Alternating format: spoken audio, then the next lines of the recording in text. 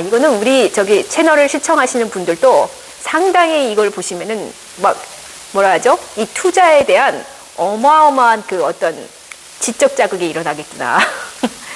이 투자에 대한 어떤 그 식견이 확 넓어지면서 상당히 그 투자를 하는 데 있어서 실천적인 지침으로 작용할 가능성이 높다 생각해서 제가 이 책을 여러분께 소개해 드리려고 합니다.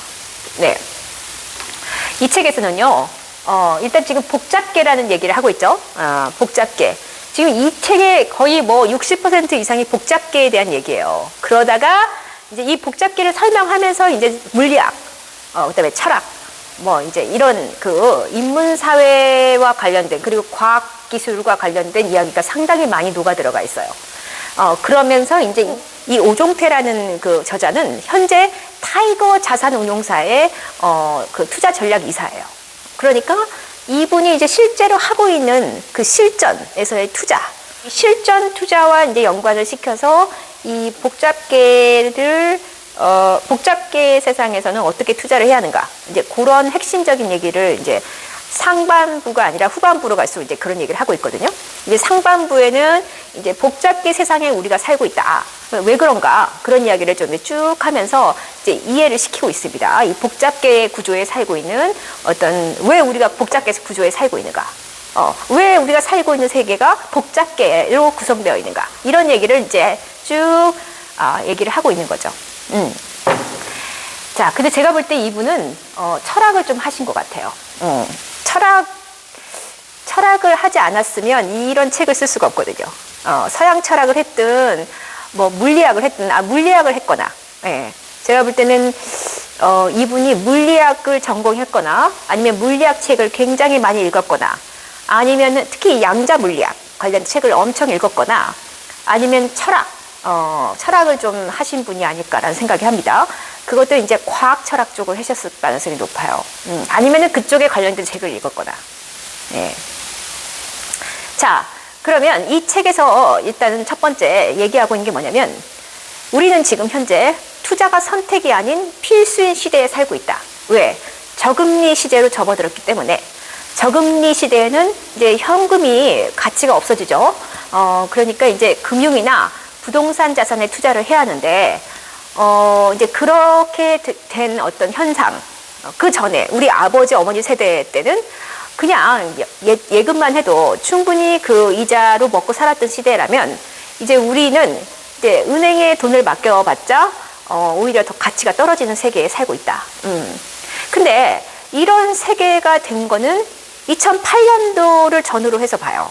이 저자는 이 2008년 서브프라임 사태가 일어난 이후부터 그러니까 유동성, 그러니까 통화량이 갑작스럽게 크게 이게 커지면서, 그러니까 이 미국이 그 통화량을 크게 늘리면서 유동성이 엄청나게 그 확대됐다는 거예요.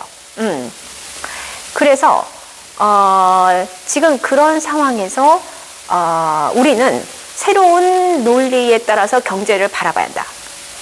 그러니까 2008년을 기준으로 해서 그 전과 그 이후가 확 달라졌는데, 그 전은 단순계 구조로 이루어진 세계였다면 2008년 이후부터는 복잡계 구조로 이루어진 세계가 되었다라고 이제 전제를 하고 갑니다. 자, 그리고 이제 이 복잡계 세상에서는 뭐가 중요해지냐면 변화가 중요해져요. 변화에 대한 인식을 빨리빨리 해서 가야 하는 상황에 우리가 놓인 거예요.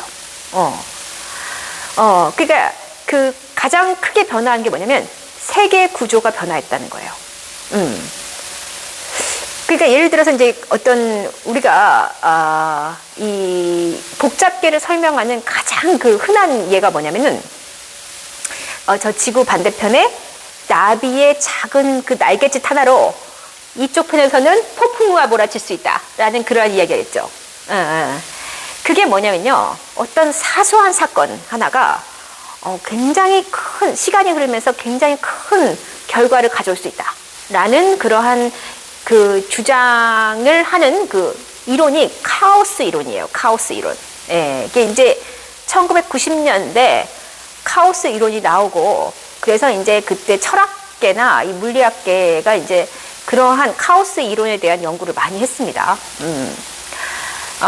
그래서 이제 이 뭔가, 예측 불가능성, 그러니까 어떤 사소한 사건이 엄청난 결과를 가져올 수 있다라는, 그러니까 사소한 사건이 그것으로 따로 딱 분리되어 있는 게 아니라 이것은 결국은 저 반대편 공간에 엄청난 결과를 일으킬 수 있는 연결이 되어 있다라는 거예요. 그러니까 전체로서 어떠한 부분, 사건들이 다 연결돼 있다라는 관점을 제시한 게 카오스 이론이에요.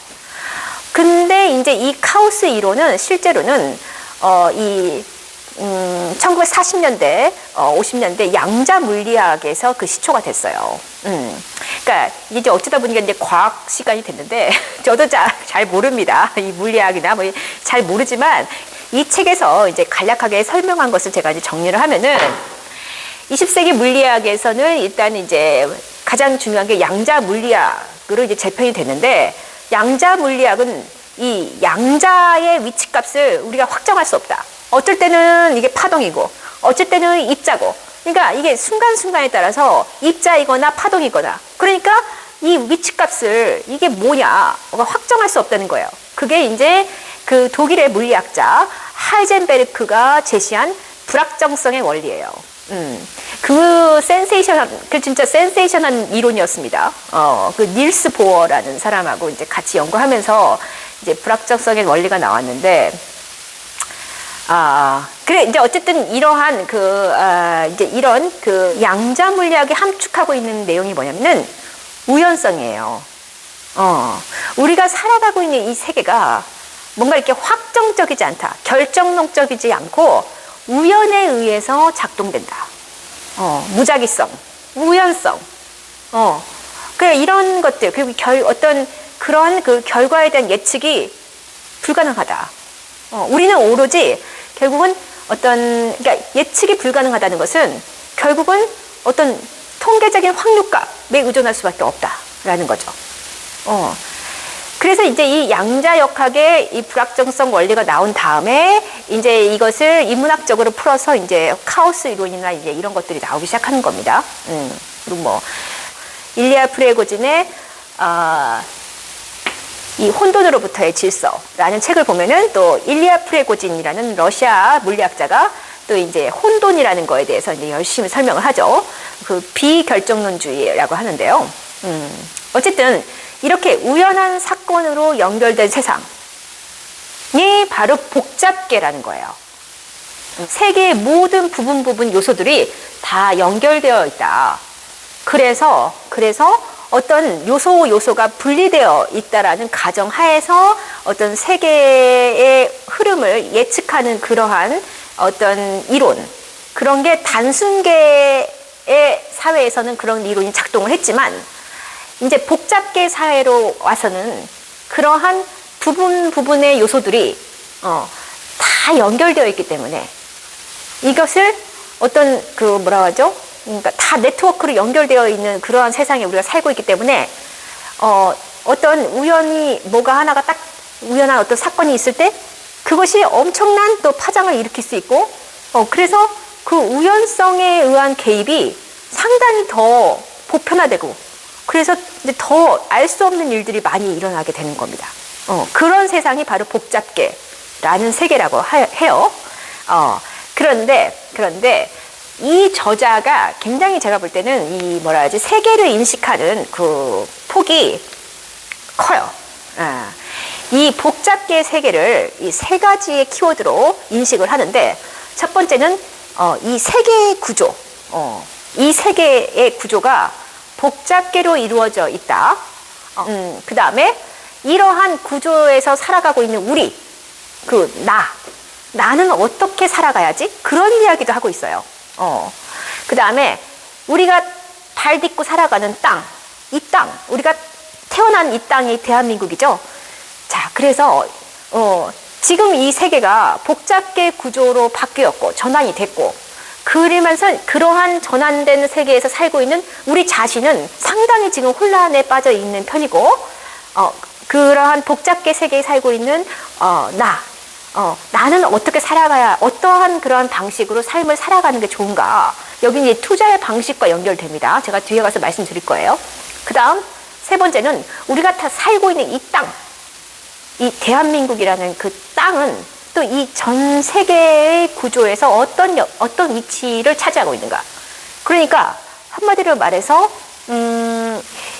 그 세계의 구조가 변화했고, 그러니 그 세계에 살고 있는 나의 정체성 또는 나의 그 세계에 대응하는 방식도 바뀌어야 하고, 또 내가 몸담고 있는 이 땅, 이 지리적 요건, 이 공간, 이 대한민국이라는 이 국가적인 어떤 지정학적인 위치, 이것도 우리가 인식을 하면서 가야 한다라는 얘기를 하고 있는 겁니다.